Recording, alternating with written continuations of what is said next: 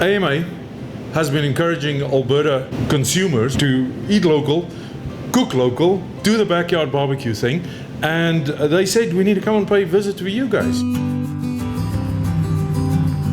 You're the dairy folks out down in southern Alberta. What do you guys produce? What do you make here? We're like a full circle. We go right from the dairy farm to an end product. We pump the milk over here, which we use for like everything dairy almost, I would say. So we make like a huge line of artisan cheeses like your Goudas, your Cheddars, your Havardis. More recently, we've gotten into yogurt and fresh milk as well. We've never realized just how big heaven can be when you go into a place like your little store.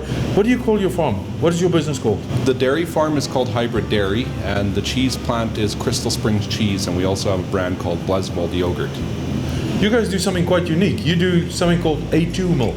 Basically, A2 milk is a milk which has a different protein structure than that of regular milk. So the A1 milk is responsible for a lot of the reactions people have to milk, actually. So if you have dairy intolerance, the chances are probably that A1 milk is giving you some discomfort. Yes. And the A2 milk not. So is it separate cows? So different Separate breeds? cows. We've actually split our herd. We've been breeding for a long time already to get towards A2. Eventually, the plan is just to get the whole entire herd producing A2 milk, but that takes quite a while. All of our yogurt products have been made with A2 for the last year already, and we've had lots of customers saying that that our yogurt was one of the only yogurts they could handle. Can you taste the difference between A1 and A2 milk? Absolutely not, no. We had a lot of questions at the Backyard BBQ forum this last week about tastes of milk. You know, what influences the taste of the milk? Is it the breeder cow? Is it what you feed them? It does come down to a lot of everything. So, for instance, Jerseys, they typically produce milk that's quite a bit higher in milk fat. A good amount of the taste comes from what you feed your cows. There's some farmers feeding typically corn forage, barley, alfalfa.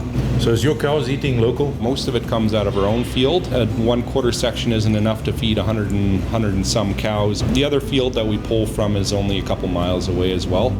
What's the difference between Greek yogurt and Greek style yogurt? Is there a difference? Yeah. So typically Greek yogurt is strained in cheesecloth, almost like cheese. In Canada, not much yogurt is made like that anymore just because the cost is way too high. So Greek style yogurt, it produces a very similar taste, but what we do is we increase the milk fat and the protein in the milk first. We make a yogurt, and then the yogurt is a lot thicker because it's got higher solids in there, and then we culture it. So you're going to end up with a lot thicker of a yogurt, but you don't have to drain the whey out.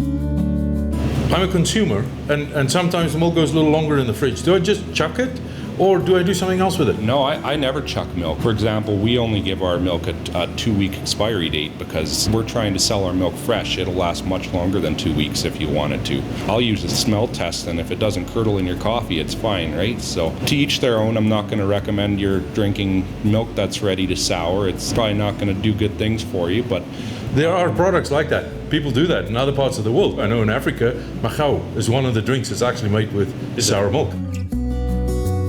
If I have some cheese, and you guys are doing awesome cheese, by the way. If I have some cheese and there's some mold on the cheese, what do I do with that? Do I just chuck that as well, or is it still good to eat if I just cut it off? The difference, so that's not the same answer for everything. So if you've got a soft cheese like chèvre, if you've got a little bit of mold on it, it will typically taste, the whole entire package will taste like mold. Any cheese that's like soft, almost spreadable, if you've got mold, I would recommend chucking it. Any harder cheeses that's not super breathable, typically very safe to cut your mold off. It brings me to that rind.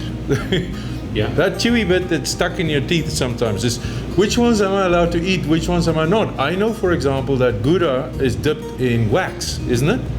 Yeah, it's spread. They say it's edible. I don't recommend it though. It doesn't have a great taste to it for sure. A rind, like if it's a natural rind and it's just it's basically a hardened, dried out outside of a cheese. So that's very safe to eat for sure. You guys have a beautiful little store here, and if you make the trip through southern Alberta, it's worthwhile coming to visit. Sometimes you need from the local cheese guys something for your barbecue at 5 o'clock in the afternoon. Yeah, so I have to, because we're with AMA Backyard BBQ, it's all about getting people to eat local, cook your own food.